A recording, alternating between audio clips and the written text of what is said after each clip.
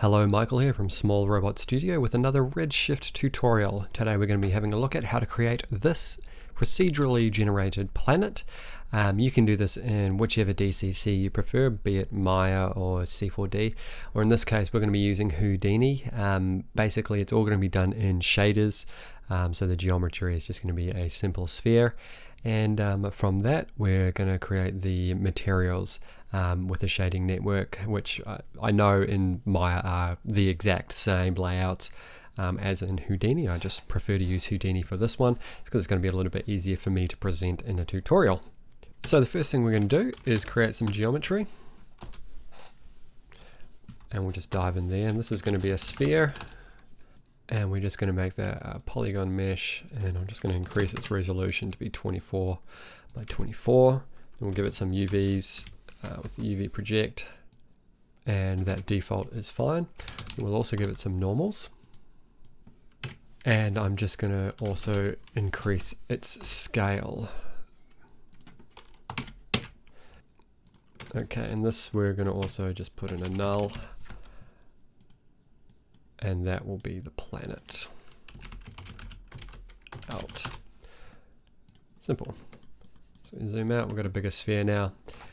And we'll head back over into the overview, and we're going to also want to enable tessellation and displacement for this, so we'll do that now while we remember.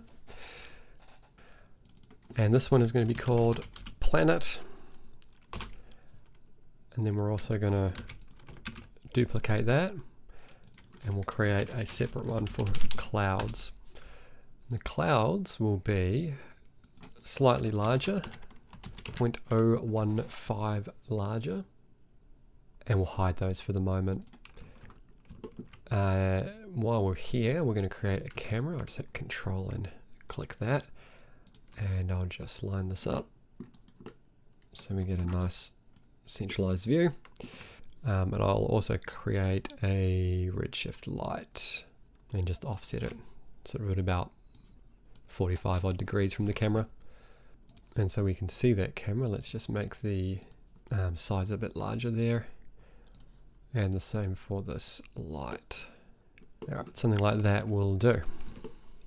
Now if we have a quick, we know we need to create a Redshift ROP, which we'll find in the output, and we'll just drag that into the IPR so it's linked. And for the moment I'm not going to worry about any of the render settings because they'll pretty much work straight off the bat. If we go into the render view, you should be getting something that looks like this, and that light's probably a little bit hot, so we'll just halve it, and that should be okay. Alright, let's create a material network now, and we're just going to create our shader. So we're going to look for an RS material builder, create that, and we'll hide our clouds. They are hidden, that's fine. So we're just going to drag our materials onto there, and we'll call this planet surface, and then this can be surface material. Okay, so we're going to create some noise to generate a pattern on the surface that looks like mountains and stuff. Basically this is going to be like a dark planet with a bit of lava and stuff happening on the surface, and some little mountains like you saw in the preview. So what we'll do is we'll create an RS Maxon noise, which is a great little noise generator, and we'll run the out color into the diffuse color. And then in here we're going to use electric, and we're just going to increase the scale to 50 because that's the same size as our sphere, so we'll try and keep things a little bit consistent. So in the render view, should be able to see we're getting some difference happening here. Now we're going to blend this. Actually, we'll turn off the specularity before we go any further. We're going to blend this noise with another noise so we get an extra bit of variation, and then we can sort of adjust how much we want of each one. You could use a multiply here, but I'm just going to use a color mix. And so we can pretty much just copy and paste that Maxon noise, and we'll make a wavy turbulence. So we're going to mix these with an RS color mix,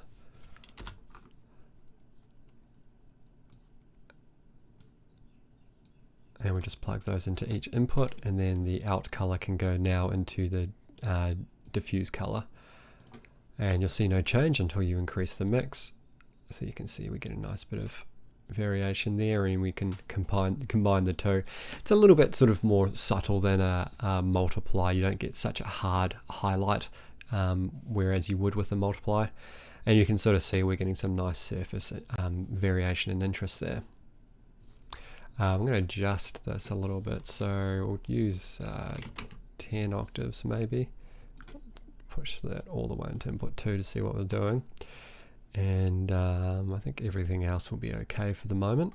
So we'll just put that at like 0.5, maybe like 0.6. And now we can use this blended color to create a bump map. So we'll create a RS bump map, and we'll run the out color from the color mix into the texture input, and then the out color into the overall bump input. So now we can see we've got this nice surface variation, which is sort of starting to look like little mountain ranges or something like that. Now we can adjust this surface color if we wish with another color mix. So we'll just move this out of the way a little bit. So we can use an RS color mix again, and then we can use this to blend out some of the lower, the darker colors, and then we just sort of get a little bit of extra texture on the surface, but we don't necessarily want it to look super dark like that. So you can use it like that, and then you could also, if you wish, put in like a color, something like that. Actually, I'm going to use a desaturated sort of purple, and then keep the value pretty high, and then that way if we blend it all the way in, it's totally purple, and we blend it all the way out, it's monochromatic. So somewhere like that. Now bump map, we might turn that down just a touch to like 0.5. So it's just a little bit more subtle. You don't have to, obviously, you can change it to whatever you wish, but I just don't want it to be that intense to start with. Now we're going to create a displacement map. So we'll just hit RS displacement, and that out will go into our Redshift material displacement. And we'll create a new max on noise to drive that displacement, and we'll mix it with the out color from our blended noises there. And this displacement needs to be height field, and we're going to change the range to be -0.5 to 0.5, and that way when we run our color into the texture input, we'll get displacement going in the positive and negative direction. And I'm going to blend some extra layers in, and that way we're going to be able to have the mountain ranges, sort of what the mountain ranges will be higher than this lava stuff that we're about to create. So let's adjust our max on noise. We'll use either a Luca or a Harmer look pretty good for this. I'm going to use a Harmer and increase the octaves, and we'll just blend in our second color a bit more and increase our scale. Don't know if we actually need to use 50 on this one. We might only need to use 2. I think around 50% should be enough. Okay, so we've got the basis for our planet now. Let's create an extra surface, and we'll add the lava in. So we just need to make an RS surface, RS material, and then we need an RS material blender, so we can blend these two colors. So the surface will be the base color, and then this new one here is going to be the lava. Let's rename that to lava, and then the out is going to go from the material blender into the Redshift material surface. Okay, so we will increase this to be completely overriding it, and we will turn off our diffuse color and our reflection, and now we're going to go to our overall emission, and we want it to be a nice orange color, kind of more red orange, quite red orange actually. And then if we increase the emission, you'll see you get something that looks like that. And we need to mask this now. And so to mask it, we're going to go from our 2 different noise groups and run them into the material blender. Layer 1, and we'll use the blend color. I'm just going to do this so it's a little bit easier to see where it's all going. And now that hasn't really done what we wanted it to. So what we need to do is change the range. So use an RS math range. What is it? Range. RS change. Yeah, that one. We'll put that in there, and we're just going to lower the minimum range to be like negative 1.5. Oh, and it's not showing because I actually need to invert the displacement. So the so it's insetting itself. So we'll just create an RS invert after the color mix like so, and we'll increase the emission weight to 50, and now we can start to see. I'll move the camera to the dark side so we can see it a bit better. So we're starting to see this lava on the surface. We'll probably need to zoom in a bit to see it a bit better. All right, so you're starting to see it appear here, and now you can see how this math range works. So the lower the minimum range is, the less of the lava you'll get. So we can sort of control it here.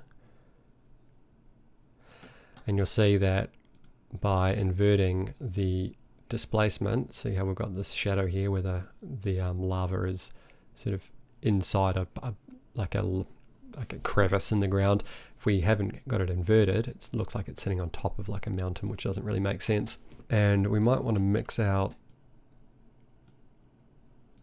some of that color so we're not getting these dotty bits as much.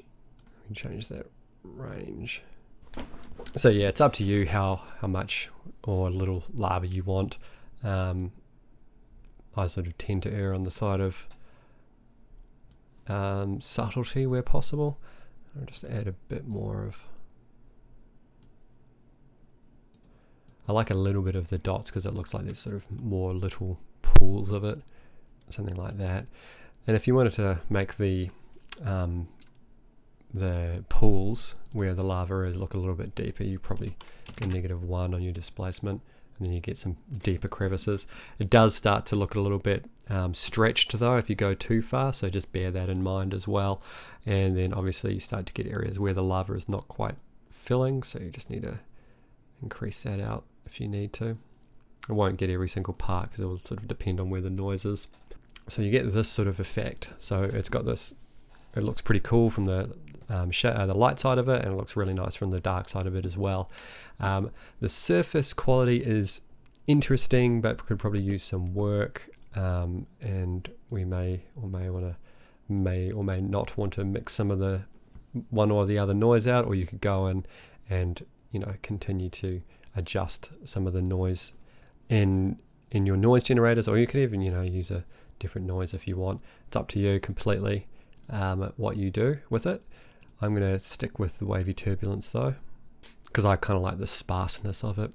Alright, so at a long shot it looks pretty cool, but at a tight shot I think it could look a little bit better. It's pretty cool looking, some interesting textures, but I think we could go a little bit further.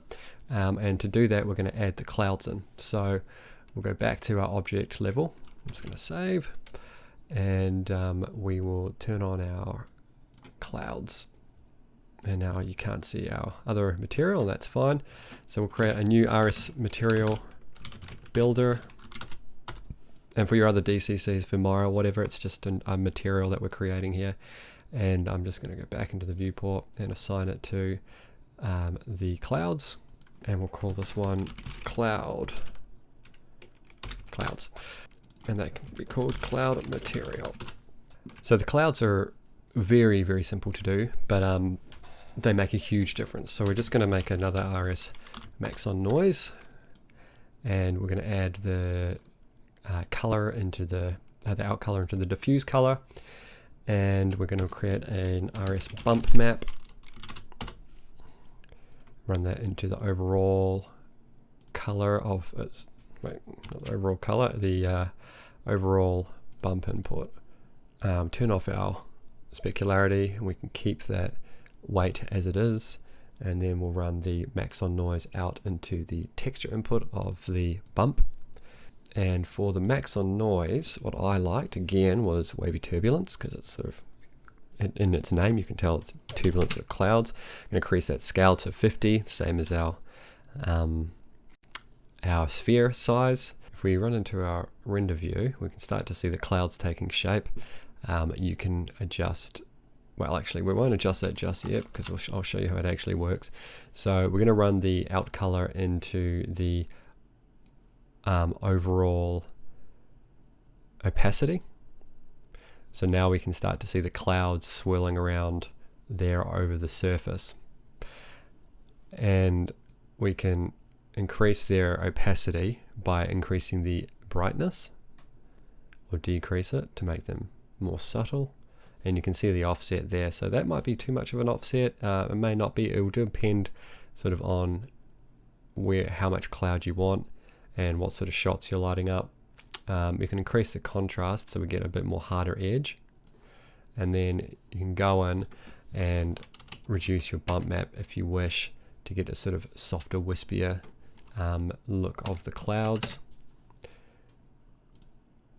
think I had my test one at 1.0, so we'll keep it at 1.0, and I might just reduce the size of that sphere by just so they're a little bit closer to the surface. Now, if you want your clouds to have a different color, they have to be gray, but I'm sort of thinking gray because, you know, the smoke coming out of the lava sort of gives you an ashen sort of smoke vibe. So you can blend your clouds to have a color and tint them with a RS layer color or color layer, and just run your noise into the base color and then out into the diffuse color. And then we're just going to use a multiply, and you can make them whatever color you want. You know, I was using purple for the surface of the planet, so I might do something like that, just probably something quite diffused, and that kind of looks cool like that. And there you go. So we get all these clouds, and then from, you know, from close up you might be like, oh yeah, that looks cool, but then from further out you might be like, oh yeah, I want to change that, you know, increase the octaves, decrease the octaves, maybe change to a different type of noise. You could use a Vora noise or something weird like that. Gaseous, obviously a good one because it's gas, sort of. It's not really, actually, clouds aren't really a gas, are they? I don't know, I'm not really thinking about it right now. So there, and then you can just go ahead and adjust that. Just watch your clipping, because as you get these clippings all sort of flatten out in your displacement map, and you may need to go into your, in your bump map, and you might need to go down and like reduce that, which will obviously give you less contrast, but that may be what you're looking for. And then you could also just adjust with your brightness and contrast, obviously, again. And you get something that looks like that. So pretty cool. And we'll finalize this by quickly making some atmosphere for it. That's pretty easy. You can pretty much just copy your clouds and paste them over, and then all we need to add in is just change this to say Atmo out, actually, and we need to change the clouds to say clouds out, and this one's going to be atmosphere. Alright, so we'll jump in here and we'll just create a cloud. And so depending on what you're using, this is basically all we're making here is a volume, and it's sort of pretty easy to do it this way in Houdini. And creating the material is also very straightforward. So we're just going to go in and create another RS matte blender. RS material builder. And this is just going to be atmosphere. And we need to create a volume, RS volume. Run the out color into the volume. You don't really need the material color, but we'll keep it on there.